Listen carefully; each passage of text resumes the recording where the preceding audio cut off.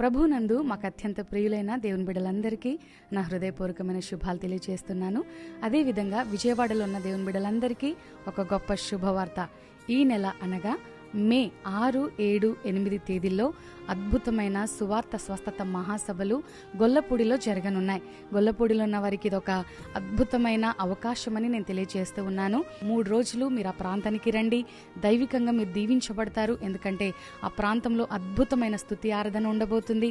చక్కని ఆత్మీయ గీతాలు ఆలపించబడతాయి.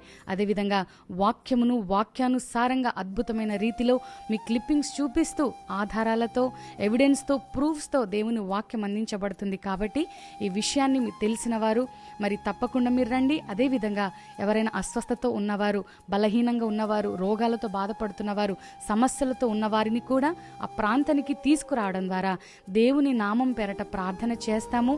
దేవుడే గొప్ప కార్యాలు చేస్తాడని తెలియచేయడానికి నేను ఎంతగానో సంతోషిస్తూ ఉన్నాను. కాబట్టి విజయవాడ ప్రజలారా, ఈ యొక్క ఆపర్చునిటీని మీరు యూటిలైజ్ చేసుకోండి. మరి ఎంతో భయంకరమైన దినాల్లో మనం ఉంటున్నాం. ఇటువంటి దినాల్లో చక్కని అవకాశము దేవుడు మనకిస్తున్నాడు.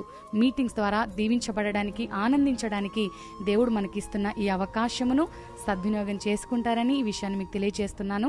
స్థలం వచ్చేసి గొల్లపూడి ఆంధ్ర హాస్పిటల్స్ దగ్గర గ్రౌండ్స్లో యొక్క సభలు జరగనున్నాయి.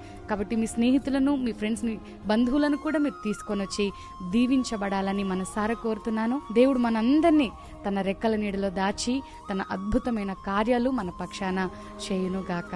ఆమేన్.